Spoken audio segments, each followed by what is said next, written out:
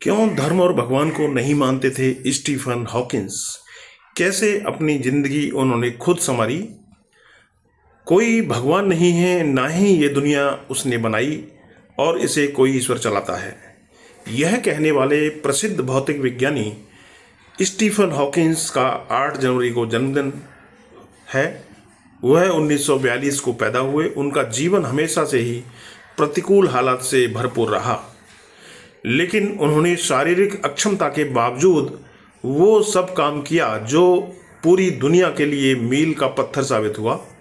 उन्होंने पहली बार black hole की थ्योरी बताई और साथ में तमाम ऐसी बातें जो लोगों को अचरज में डाल देती थीं, और उनकी सारी बातें विज्ञान की कसौटी पर कसी जाती थीं। वह अनिश्वरवादी थे, कोई धर्म नहीं मानते थे। हालांकि दुनिया के ज़्यादातर साइंटिस्ट भी ईश्वर को नहीं मानते हैं, लेकिन अगर बात स्टीफन हॉकिंस की करें तो आखिर उनके ऐसा मानने की वजह क्या थी? हेलो दोस्तों, नमस्कार। मैं हूं ईश्वरपाल सिंह। आप देख रहे हैं इंडिया आजकल, सच खबर हर पल। अपनी पीढ़ी के सबसे प्रतिभाशाली वैज्ञानिकों में से एक माने जाने वाले हॉकिंस 76 साल जिए। मार्च 2018 में उनका निधन हो गया। उनकी पूरी जिंदगी काफ़ी हद तक व्हील चेयर पर ही बीती। वह बोल नहीं पाते थे, इसके लिए उन्होंने खास मशीनों का सहारा लिया जिसके जरिए वह संवाद किया करते थे। दिमागी तौर पर वह आखिरी समय तक एक्टिव रहे। जब उनका निधन हुआ तो वह एक किताब पर काम कर रहे थे। फिर उनके परिवार वालों ने इस किताब को पूरा करके प्रकाशित करवाया। हेलो दोस्तों, नमस्कार। मैं हूं ईश्वरपाल सिंह। आप देख रहे हैं इंडिया आजकल। उनकी इस आखिरी किताब का नाम है brief answer to the big questions, जो बेस्ट सेलर बुक है। क्यों भगवान नहीं होता? अंतरिक्ष से जुड़ी कई बड़ी बातों की खोजों का श्रेय जाता है हॉकिंस को। उन्होंने कई किताबें लिखी ईश्वर को लेकर के। उनका हमेशा यह मानना था कि ईश्वर जैसी कोई चीज़ नहीं होती है, और आखिरी किताब में उन्होंने विस्तार से समझाया कि भगवान जैसी, ईश्वर जैसी कोई चीज़ क्यों नहीं होती है। आप देख रहे हैं इंडिया आजकल, सच खबर हर पल। ईश्वर का कोई प्रमाण नहीं। इस किताब में उन्होंने साफ कहा, कोई ईश्वर नहीं है। किसी ने ब्रह्मांड को नहीं बनाया है। कोई भी हमारे भाग्य को निर्देशित और निर्मित नहीं कर सकता है हमारे सिवाय। ना स्वर्ग है और ना ही मृत्यु के बाद कोई जीवन। पुनर्जन्म में विश्वास केवल इच्छाधारी सोच है।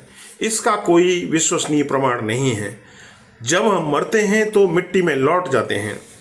स्टीफन हॉकिंस की आखिरी book brief answer to the big question 10 विशाल सवालों और उनके जवाबों का एक संग्रह है, जो हॉकिंस से जीवन भर लगातार पूछे जाते रहे। पुस्तक उस सवाल के साथ शुरू होती है जिसमें यह पूछा गया है कि क्या ईश्वर है? ईश्वर केवल एक परिभाषा है। उन्होंने किताब में लिखा, सदियों से यह माना जाता था कि मेरे जैसे विकलांग लोग भगवान द्वारा दिए गए अभिशाप के तहत जी रहे थे। शायद यह गलत था। मैं यह सोचना पसंद करता हूँ कि प्रकृति के नियमों के अनुसार हर चीज़ को दूसरे तरीके से समझाया जा सकता है। यदि आप विज्ञान में विश्वास करते हैं, जैसे कि मैं करता हूं, तो आप यह मान सकते हैं कि कुछ नियम हैं जिनका हमेशा पालन किया जाता है। ईश्वर का कोई प्रमाण नहीं है। यह केवल एक परिभाषा है और कुछ लोगों का यह सिर्फ एक मैनिफेस्टेशन है। प्रकृति के नियमों को मानते थे उन्होंने लिखा, हमें ब्रह्मांड की व्याख्या करने के लिए किसी भगवान की जरूरत नहीं है। प्रकृति के अपने नियम हैं और वो उसी तरह काम करते हैं। मनुष्यों द्वारा बनाए गए कानूनों के विपरीत प्रकृति के नियमों को तोड़ा नहीं जा सकता है। यही कारण है कि वे खास से शक्तिशाली हैं। जब उन्हें धार्मिक कट्टरवाद से देखा जाता है, धार्मिक दृष्टिकोण से देखा जाता है, तो वो विवादास्पद भी हो जाते हैं। वह यह भी कहते हैं कि ये ब्रह्मांड और यह दुनिया ईश्वर ने बनाई। प्रकृति नियमों को स्वीकार करने के बावजूद हॉकिंस मानते थे कि विज्ञान के नियमों के अनुसार ब्रह्मांड अनायास ही शून्य से निर्मित हो गया। आइंस्टीन क्या कहते थे? आइंस्टीन के धर्म के बारे में अक्सर लोग बातें करते थे लेकिन किसी व्यक्तिगत ईश्वर में विश्वास वह भी नहीं करते थे। हालांकि वह नास्तिक भी नहीं थे। वह स्वयं को अज्ञेयवादी कहलाना पसंद करते थे। उनका झुकाव यहूदी डच दार्शनिक बारूफ स्पिनोजा की सर्वेश्वरवाद नीति की ओर होता था, जिन्होंने 17वीं शताब्दी में घोषणा की थी कि ईश्वर प्रकृति के समान है। ज्यादातर वैज्ञानिक नहीं मानते। उपलब्ध स्रोतों के आधार पर जो वैज्ञानिक ईश्वर में विश्वास नहीं करते, उनमें बड़ी संख्या में प्रमुख हस्तियां शामिल हैं। शीर्ष प्राकृतिक वैज्ञानिकों के बीच ईश्वर अमरता में अविश्वास प्रचलित है। नेशनल एकेडमी ऑफ साइंसेज अर्थात NAS की प्राकृतिक वैज्ञानिकों द्वारा परलौकिकता को लगभग एक सिरे से खारिज कर दिया गया। NAS जैविक वैज्ञानिकों में ईश्वर और अमरता में अविश्वास सबसे ज़्यादा है। भौतिकविदों और खगोलविदों में ईश्वर को लेकर के अविश्वास का काफ़ी ज़्यादा प्रतिशत है। NAS जैविक वैज्ञानिकों में 65.2% और 69.0% क्रमशः ईश्वर और अमरता में अविश्वास व्यक्त करते हैं, जबकि NAS भौतिक वैज्ञानिकों के बीच ईश्वर और अमरता के लिए अविश्वास दर क्रमशः 69%, 79% और 76.3% है।